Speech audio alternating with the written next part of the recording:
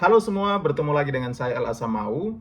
Pada video kali ini saya ingin share dengan teman-teman terkait bagaimana caranya seorang pengusaha muda, seorang pemula yang terjun ke dunia entrepreneurship bisa bertahan, meminimalisir risiko-risiko bahkan ancaman kebangkrutan, ancaman kegagalan dalam memulai atau merintis sebuah bisnis.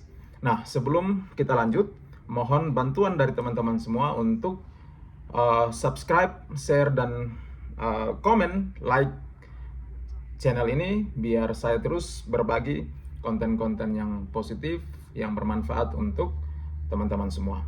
Nah, tidak sedikit orang yang ketika mulai merintis bisnisnya selalu mengalami kegagalan di awal-awal mereka mulai berwirausaha.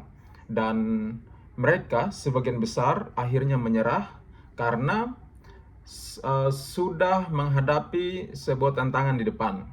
Mereka tidak bertahan dan akhirnya mereka menyerah dan tidak mau kembali ke dunia wirausaha lagi. Padahal ketika hal ini diminimalisir, maka teman-teman akan terus semangat untuk menjadi seorang wirausaha.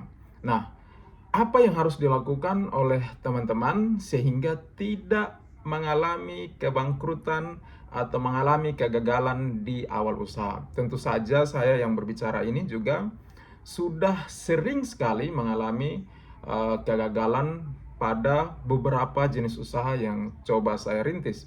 Hampir 30-an jenis usaha yang saya coba tekuni sejak beberapa tahun terakhir, dan saya mengalami hal yang sama. Hampir sebagian besar jenis usaha yang saya lakukan itu harus ditutup dan peralatan yang sudah saya siapkan, segala sesuatu yang berkaitan dengan bisnis tersebut harus disimpan dalam gudang atau harus dijual dengan harga murah karena tidak menguntungkan lagi. Nah, saya yakin pasti teman-teman muda banyak yang mengalami hal yang sama. Sudah merencanakan sebuah bisnis, sudah mengupayakan modal, sudah menjalankan, sudah bersemangat dengan harapan bahwa usahanya akan berjalan dengan baik, melihat peluang-peluang yang ada, tetapi toh pada akhirnya tidak sesuai ekspektasi karena pelanggan yang datang misalnya tidak sesuai harapan, omset setiap hari tidak mampu membantu teman-teman untuk menghidupkan bisnis yang dijalankan. Nah, hal pertama yang harus dilakukan oleh teman-teman adalah wajib mengetahui jenis usaha apa yang mau teman-teman tekuni. Tidak boleh asal-asalan karena melihat sekitarnya trennya lagi bagus pada satu sektor, tetapi teman-teman betul memperhatikan apa jenis usaha yang memang cocok untuk teman-teman tekuni. Memang ketika sudah di level atas, semua jenis usaha bisa dilakukan dengan mungkin bekerja sama dengan profesional, tetapi ketika mulai merintis, teman-teman akan melakukan segala sesuatu dengan sendiri. Untuk itu, pastikan teman-teman memahami betul jenis usaha apa yang menjadi kelebihan, yang menjadi keunggulan teman-teman, yang mana teman-teman mengetahui secara pasti seluk-beluk bisnis atau usaha tersebut, sekecil apapun itu. Misalnya, sebelum teman-teman mulai berwirausaha, membuka sebuah bisnis, teman-teman mungkin mencari tahu dari berbagai sumber, dari internet, dari orang-orang yang mungkin sudah terlebih dahulu, atau mungkin bagi teman-teman yang beruntung bisa belajar langsung dari sekitar, dari keluarga, atau dari tempat kerja sebelumnya bahkan, sehingga sudah tahu persis bagaimana sebuah usaha yang teman-teman ingin tekuni itu bisa beroperasi. Minimal mengetahui alur-alurnya seperti apa. Kalau bergerak dalam bidang misalnya pendistribusian barang, sudah tahu siapa distributornya yang mengirimkan barang, sudah tahu tempatnya, berapa staf yang dibutuhkan, atau mungkin kalau sementara masih sendiri, lalu bagaimana dengan pelanggannya, bagaimana dengan marketingnya atau penjualannya, harus teman-teman kuasai. Dan itu minimal sudah dibuat dalam sebuah planning atau perencanaan, sehingga teman-teman bisa membuat keputusan, oke, bisnis ini akan cocok bagi saya. Nah, ini akan memperkecil resiko kegagalan karena teman-teman betul-betul menulis dan mencermati dengan pengetahuan yang ada dari berbagai sumber tadi. Teman-teman pasti akan memiliki pertimbangan yang baik untuk bisnis yang teman-teman tekuni. Nah, setelah mulai dengan mempelajari, mendalami bisnis yang walaupun sudah teman-teman ketahui, yang kedua yang harus dipersiapkan adalah teman-teman mulai dari yang kecil. Jangan pernah tergoda untuk langsung action dalam sebuah skala yang besar. Mungkin karena teman-teman punya kepercayaan diri yang tinggi, karena memiliki modal yang cukup, karena mungkin sudah memiliki pasar yang ada. Tetapi harus diingat bahwa setiap bisnis itu akan melalui yang namanya proses. Nah, proses ini membutuhkan waktu.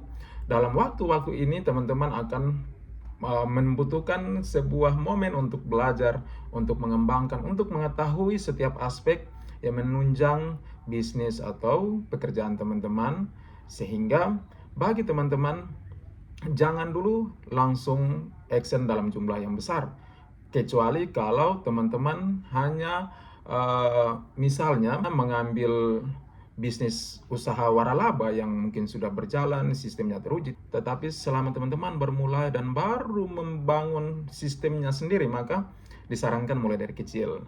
Sehingga teman-teman naiknya bertahap, membutuhkan waktu untuk belajar, menyesuaikan, dan pada akhirnya teman-teman akan sampai di tahap di mana teman-teman bisa turun lagi dalam skala yang besar karena sudah menguasai pasar, menguasai alur berjalannya bisnis teman-teman.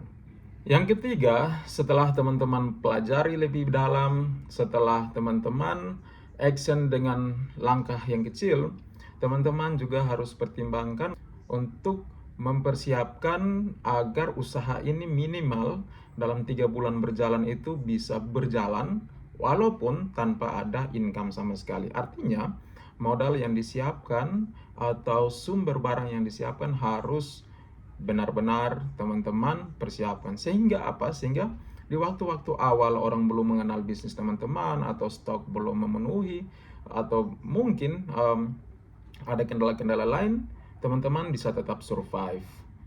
Nah, ini penting karena biasanya saya seringkali modal yang saya siapkan itu habis-habisan saya keluarkan di awal, dan pada akhirnya di pertengahan baru 2-3 bulan berjalan, saya sudah kesulitan karena kekurangan uang cash. Untuk itu, teman-teman pastikan 3 bulan itu teman-teman minimal 3 bulan harus bisa menyiapkan sumber daya termasuk modal keuangan agar ketika ada penurunan-penurunan misalnya penjualan, maka teman-teman masih bisa mengcover setiap biaya atau operasional yang timbul dari usaha yang teman-teman lakukan. Yang keempat, teman-teman harus pastikan bahwa setiap usaha itu sebagian besar di awal dalam merintis itu pasti memiliki kemungkinan untuk gagal. Itu sudah pasti. Karena kita tahu sendiri orang-orang atau entrepreneur yang sudah sukses, yang sudah terlebih dahulu, setiap mereka punya pengalaman, punya cerita masing-masing, dan kita tahu bahwa sebagian besarnya pernah mengalami yang namanya kegagalan, kebangkrutan, dan itu bisa terjadi juga pada usaha teman-teman. Untuk itu, pastikan bahwa teman-teman sudah siap secara mental bahwa ketika sebuah bisnis yang sudah teman-teman pertimbangkan dengan baik, dipelajari dengan baik, diperhitungkan, direncanakan dengan baik, dilakukan setahap demi setahap, lalu teman-teman juga sudah memastikan bahwa teman-teman punya cadangan untuk bisnis ini bisa tetap jalan, tetapi toh pada akhirnya ada faktor lain yang membuat teman-teman harus mengalami kemunduran atau mungkin kebangkrutan, kegagalan pada usaha tersebut, maka teman-teman harus ingat bahwa itu bukan menjadi sebuah akhir dari perjalanan teman-teman menjadi seorang wirausahawan. Jangan pernah berpikir bahwa itu menjadi sebuah pukulan dan membuat teman-teman trauma untuk kembali berwirausaha. Tetap melihat peluang. Ketika ada peluang, ketika ada kesempatan, minimal teman-teman sudah mendapatkan pengalaman, mendapatkan ilmu ketika teman-teman melakukan usaha atau bisnis sebelumnya, dan itu menjadi bekal yang sangat baik.